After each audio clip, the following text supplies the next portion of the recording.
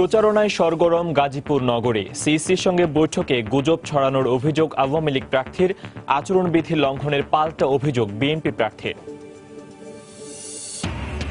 অক্টোবরে নির্বাচনকালীন সরকার গঠনের ইঙ্গিত ওবায়দুল কাদেরের, বললেন একতরফা নির্বাচনের সুযোগ নেই। পরাজয় নিশ্চিত জেনে নেতাকর্মীদের হয়রানির অভিযোগ মওদুদের। এবং রাজধানীর মহাখালীতে এমপি পুত্রের বেপরোয়া গাড়ির চাপায় এক পথচারী নিহত, মামলা দায়ের, জড়িতদের বিরুদ্ধে ব্যবস্থা নেওয়ার আশ্বাস পুলিশের।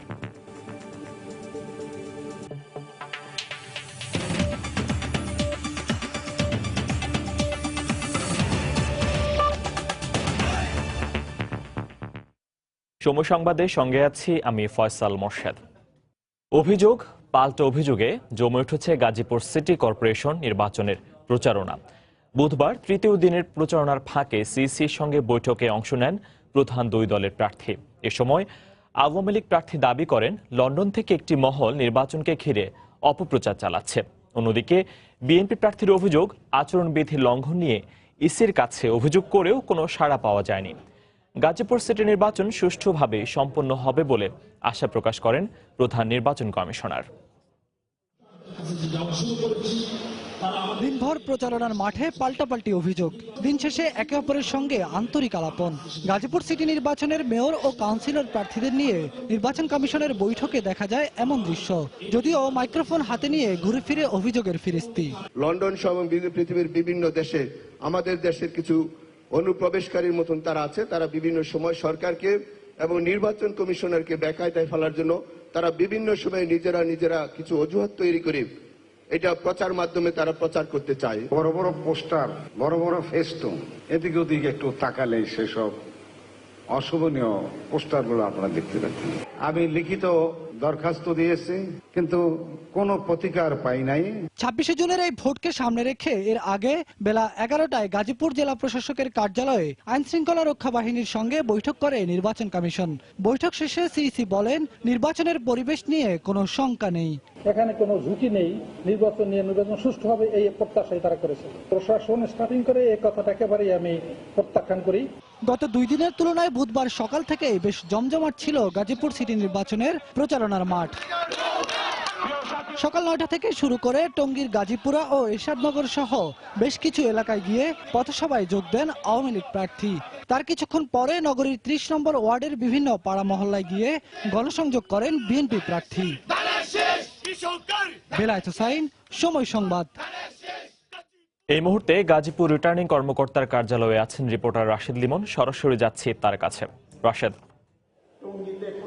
ফয়সাল, বেলা 3টা থেকেই কিন্তু এখানকে এই কার্যালয় যে সেখানে কিন্তু শুরু হয়েছে যে প্রার্থীরা যারা রয়েছেন, অর্থাৎ শুধুমাত্র যে মেয়র প্রার্থী তাই না, কাউন্সিলর প্রার্থী, সাধারণ কাউন্সিলর পাশাপাশি সংরক্ষিত যে মহিলা কাউন্সিলর প্রার্থী রয়েছেন, তারাও আসলে কিন্তু এই যে মত বিনিময় সভা, সেই মত বিনিময় সভায় অংশ নিচ্ছেন। এবং আমরা কিন্তু দেখেছি এখানে কিন্তু আসলে যারা কথা বলতে চেয়েছেন নিজের ইচ্ছে মতো সবাইকে কিন্তু সুযোগ দেওয়া হয়েছে কথা বলার। এবং সেখানে আমরা দেখেছি যে সংরক্ষিত মহিলা কাউন্সিলর এবং সাধারণ কাউন্সিলর প্রার্থীরা কথা বলেছেন। তারা কিন্তু আসলে যে বিষয়গুলোর কথা বারবার তুলে এসেছেন, 2-1 হয়তো বলেছেন যে বর্তমান নির্বাচনের যে পরিস্থিতি, সেই পরিস্থিতিতে তারা শঙ্কা প্রকাশ করেছেন।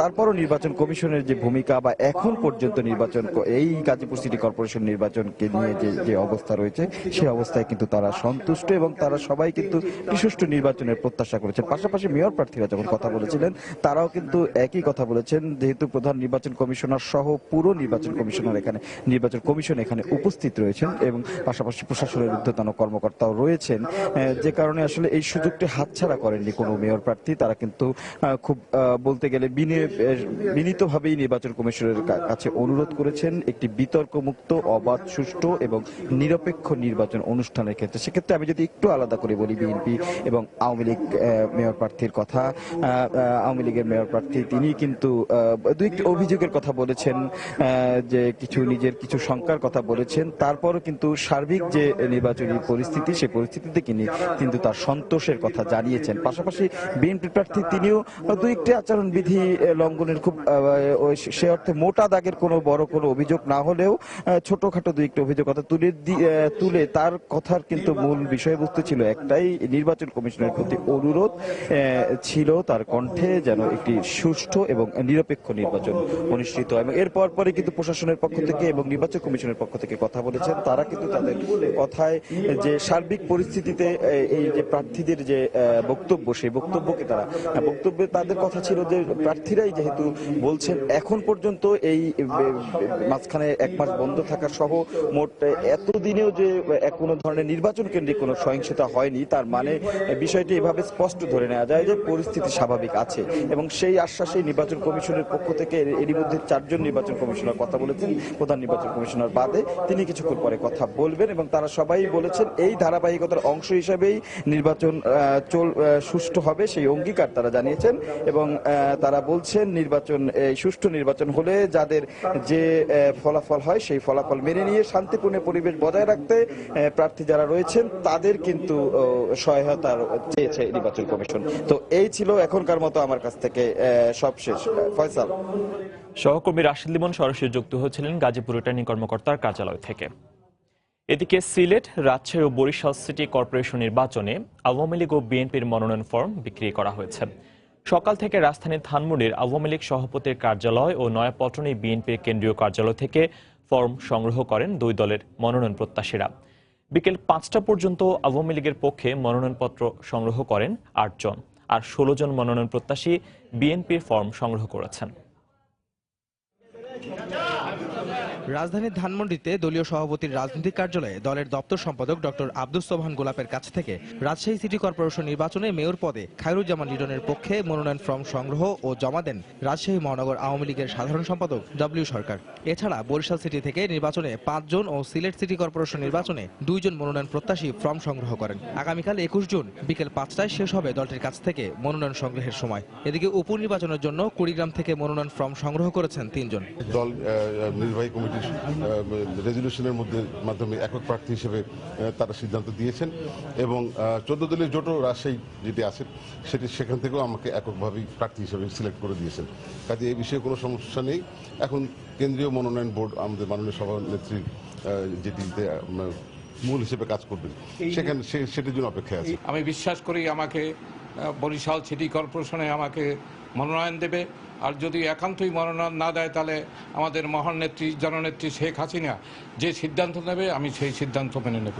অন্যদিকে নগরীর নয়াপল্টনে দলের কেন্দ্রীয় কার্যালয়ে দলের সিনিয়র যুগ্ম মহাসচিব রুহুল কবির রিজভী আহমেদের কাছ থেকে 3 সিটির ফর্ম সংগ্রহ করেন মনোনয়ন প্রত্যাশীরা। সিলেটের বর্তমান মেয়র আরিফুল হক চৌধুরী নিজে ও সিলেট মহানগর বিএনপির সভাপতি নাসিম হোসেন এবং সাধারণ সম্পাদক বদরুজ্জামানের পক্ষ থেকে ফর্ম সংগ্রহ করেন তাদের প্রতিনিধিরা। এদিকে রাজশাহীর বর্তমান মেয়র মোসাদ্দেক হোসেন বুলবুলের পক্ষে মনোনয়ন ফর্ম সংগ্রহ করেন বিএনপির সাংগঠনিক সম্পাদক রুহুল কুদ্দুস তালুকদার দুলু। বরিশালের বর্তমান মেয়র আহসান হাবিব কামালের পক্ষেও মনোনয়ন ফর্ম সংগ্রহ করা হয়।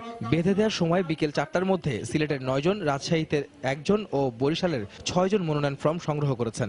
আমার উপরে নির্যাতন নিপীড়ন দলের জন্যই তো আমার উপরে এটা হয়েছে। আমি আশাবাদী আমার বিগত দিনের কর্মকাণ্ড এবং আমার উপর আমার দল আমাকে নির্বাচিত করবে। যদি ষড়যন্ত্র করার চেষ্টা করা হয় রাজশাহীতে, রাজশাহীর মানুষ মেনে নেবে না।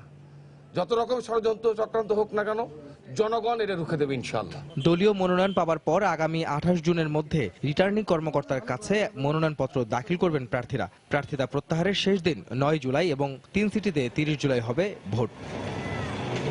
আহমেদ সালেহীন, সময় সংবাদ, ঢাকা। আগামী অক্টোবরে নির্বাচনকালীন সরকার গঠন হতে পারে বলে জানিয়েছেন আওয়ামী লীগ সাধারণ সম্পাদক ওবায়দুল কাদের। সকালে সচিবালয়ে সাংবাদিকদের তিনি জানান, নির্বাচনকালীন সরকারের আকার হবে ছোট। এছাড়া আগামী নির্বাচনে একতরফা নির্বাচনের সুযোগ নেই উল্লেখ করে ওবায়দুল কাদের আশা প্রকাশ করেন অন্যান্য রাজনৈতিক দলের মতো বিএনপিও নির্বাচনে অংশ নেবে। নির্বাচনকালীন কোনো সরকার গঠন হয় না, এটা চলমান সরকার যেটা ইনকামবেন্সি, এই সরকারই ক্ষমতায় থাকবে। এখন সরকারের সাইজটা হয়তো ছোট হয়ে যায়। জাতীয় নির্বাচনে সরকারের কোনো ভূমিকা থাকবে না। এটা শিডিউল ডিক্লেয়ারের পরপরই হয়ে যাবে। এই অক্টোবর মাসেই সম্ভাবনা বেশি। বিএনপি এলেই তো আর একতরফা, আর এবার বিএনপির জন্য অন্যরা অপেক্ষা করবে না। এবার পার্টিসিপেশন অনেক বেশি, ইনক্লুসিভ নির্বাচন। বিএনপি তো বলছে তারা আন্দোলনও করবে, নির্বাচনেরও প্রস্তুতি নিচ্ছে, অসুবিধা। আগামী সংসদ নির্বাচনে পরাজয় নিশ্চিত জেনে বিএনপির নেতাকর্মীদের হয়রানি করছে সরকার, এমন অভিযোগ করেছেন বিএনপির স্থায়ী কমিটির সদস্য ব্যারিস্টার মওদুদ আহমদ। সকালে রাজধানীর নয়াপল্টনে দলের কেন্দ্রীয় কার্যালয়ে সংবাদ সম্মেলনে তিনি এই বক্তব্য রাখেন। ওবায়দুল কাদেরের নির্দেশে কোম্পানিগঞ্জের গ্রামের বাড়িতে পুলিশ দিয়ে অবরুদ্ধ করে রাখা হয়েছে বলে অভিযোগ করেছেন বিএনপির এই নেতা। 7 দিন আমি বাড়িতে অবরুদ্ধ ছিলাম। ঈদের দিন বড় মসজিদে নামাজ পড়তে পারি নাই, আমার বাড়ি থেকে বেরোতে দেয় নাই। এটা তারই নির্দেশে এসব করা হয়েছে। পুলিশই আমাকে বলেছে, স্যার আমাদেরকে আপনি কিছু দোষ দিয়েন না, আমরা উপরের হুকুমে করছি। তার নিজের পায়ের নিচে মাটি নাই, সেজন্য সে কথাটা বলছে। যে ধরনের আন্দোলনে স্বৈরাচারী সরকারের পতন হয়েছিল 1969 সালে এবং 1990 সালে, সেই ধরনেরই আন্দোলন বাংলাদেশে হবে। আওয়ামী লীগ সরকারই প্রতিবন্ধীদের জন্য সর্বোচ্চ সুযোগ সুবিধা দিয়েছে বলে মন্তব্য করেছেন খাদ্যমন্ত্রী অ্যাডভোকেট কামরুল ইসলাম। দুপুরে জাতীয় প্রেস ক্লাবে বাংলাদেশ প্রতিবন্ধী কল্যাণ সমিতি আয়োজিত এক অনুষ্ঠানে তিনি একথা বলেন। এ সময় তিনি আরো বলেন, আওয়ামী লীগ আবারও ক্ষমতায় এলে দেশের বিভিন্ন বিভাগ প্রতিবন্ধী বান্ধব হিসেবে গড়ে তোলা হবে। প্রতিবন্ধী কোটা চাকরিতে অতীতে কোনো সরকার এই ব্যবস্থা আপনাদের জন্য করে নাই। এটা এই সরকার শুরু করেছে, শেখ হাসিনার সরকার, এবং ইনশাল্লাহ এই সরকারের যদি ধারাবাহিকতা থাকে আগামী 5 বছরের মধ্যে প্রত্যেকটা জায়গায় প্রতিবন্ধীদের জন্য ব্যবস্থা পাবে। একটি রাষ্ট্রের নির্বাহী প্রধানের কন্যা ডিসেবল পিপলের জন্য এরকম ভাবে কাজ করছে, এরকম নজির পৃথিবীর বিশ্বে আর কোথাও দেখাতে পারবেন। লটারির ব্যবস্থা করলো আপনাদের সরকার, আপনাদের অর্থ মন্ত্রণালয় আপনাদের অনুমতি দিল। অতীতে কোনো গভর্নমেন্ট আপনাদের এরকম অনুমতি দেয় নাই। অতীতের কোনো গভর্নমেন্ট প্রতিবন্ধী ভাতা বা প্রতিবন্ধী কোটা কোনো ব্যবস্থা করে নাই, চাকরিতে প্রতিবন্ধীর কোটার ব্যবস্থা করে নাই। বিমানবন্দরে বা সব জায়গায় যেরকম ব্যবস্থা থাকে, রেলে বলেন বাসে বলেন, সব জায়গায় যে ব্যবস্থা থাকে, বাংলাদেশে ইনশাল্লাহ সেই ব্যবস্থা আগামী 5 বছরের মধ্যে আপনারা দেখতে পাবেন। রাজধানীর মহাখালীতে বেপরোয়া গাড়ির চাপায় এক পথচারী নিহত হয়েছেন। দুর্ঘটনাস্থল থেকে চাপা দেয়া গাড়ির নম্বর প্লেট উদ্ধার করেছেন প্রত্যক্ষদর্শীরা। নম্বর প্লেট যাচাই করে বিআরটি জানিয়েছে গাড়ির মালিক নোয়াখালী 4 আসনের সংসদ সদস্য একরামুল করিম চৌধুরীর স্ত্রী নোয়াখালী কবিরহাটের উপজেলা চেয়ারম্যান কামরুন নাহার শিউলি। দুর্ঘটনার পর এক প্রত্যক্ষদর্শী জানিয়েছেন সে সময় গাড়িটি চালাচ্ছিলেন এমপি পুত্র সাবাব চৌধুরী। পুলিশ বলছে এর সাথে যেই জড়িত থাকুক তার বিরুদ্ধে ব্যবস্থা নেওয়া হবে। রাতের ফাঁকা ঢাকায় বেপরোয়া গাড়ির গতি কেড়ে নিল এক পথচারীর প্রাণ। ফ্লাইওভারে উঠতে গিয়ে রাস্তায় পার হতে থাকা ড্রাইভার সেলিম ব্যাপারীকে চাপা দেয় এক বিলাসবহুল গাড়ি। এতে ঘটনাস্থলেই সেলিম ব্যাপারী নিহত হন। তাকে শেষে একদম আলু ভর্তার মতো করে এখানে নিয়ে আসছে। পুলিশ আসলো, আরো লোকজন আসলো, তারা বললো একই গাড়িতে সে আরো 2 জন লোককে এরকম সেতু ভবনের ওখানে মেরে দিচ্ছে। চাপা দিয়ে পালাতে থাকা গাড়িকে ধাওয়া করেন একজন মোটরসাইকেল চালক। তিনি জানান বেশ কয়েক জায়গা ঘুরে গাড়িটি সংসদ ভবনের এমপি হোস্টেলে প্রবেশ করে। এরপর চালকের আসনে থাকা যুবক নিজেকে নোয়াখালী 4 আসনের সংসদ সদস্য একরামুল করিম চৌধুরীর ছেলে বলে পরিচয় দেন। তিনি ঘটনা ধামাচাপা দিতে মোটা অঙ্কের টাকাও সাধেন। 7 নম্বর এখানে ইউটার্ন নিয়ে আবার মানিক এভিনিউ ওদের বাসায় ঢুকছে। বাসায় ঢুকেই সে বলছে গেট বন্ধ করে দাও, গেট বন্ধ করে দাও।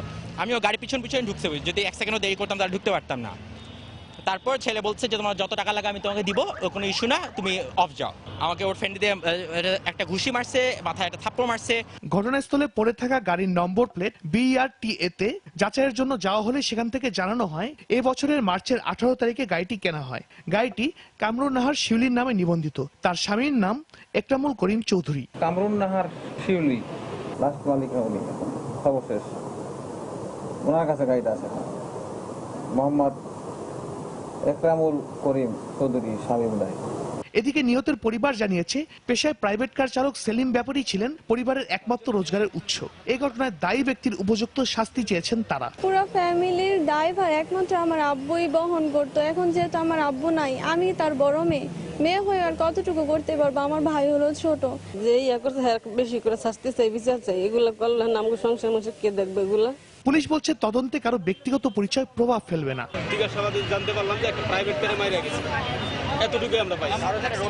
একটা নাম্বার প্লেট আছে। এই ঘটনায় নিহতের পরিবারের পক্ষ থেকে কাফরুল থানায় পুলিশের পরামর্শে অজ্ঞাত ব্যক্তিকে আসামি করে মামলা দায়ের করা হয়েছে। শাহরিয়ার জামান দ্বীপ, সময় সংবাদ, ঢাকা। সময় সংবাদে আরো থাকছে, চট্টগ্রামের আকবর সাহেব বিহারী কলোনিতে মাদক বিরোধী অভিযান, গুড়িয়ে দেয়া হয়েছে আস্তানার শতাধিক ঘর।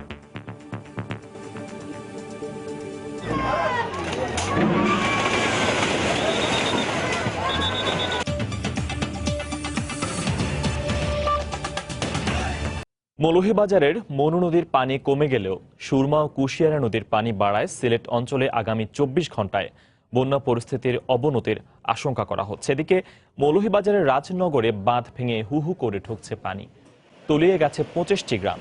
এতে রাজনগরের সাথে সিলেটের বালাগঞ্জ ও ওসমানী নগরের সড়ক যোগাযোগ বিচ্ছিন্ন হয়ে পড়েছে। তাদের অভিযোগ, গত কয়েকদিন ধরে সড়কের নিচে গর্ত দিয়ে পানি ঢুকলে বিষয়টি পানি উন্নয়ন বোর্ডকে জানানো হলেও নেওয়া হয়নি কোনো ব্যবস্থা।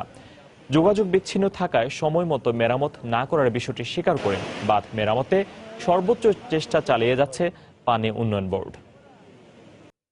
চট্টগ্রামে বরিশাল কলোনির পর এবার আকবর শাহ শহীদ লেনের বিহারী কলোনির মাদক আস্তানার শতাধিক ঘর গুঁড়িয়ে দেয়া হয়েছে।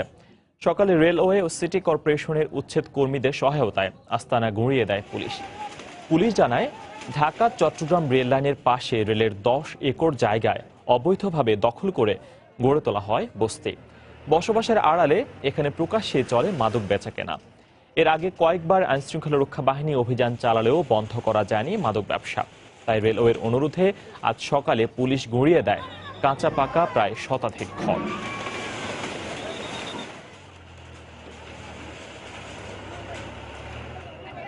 সময় সংবাদের এই পর্যায়ে শীর্ষ সংবাদ জানিয়ে দিচ্ছি আরো একবার।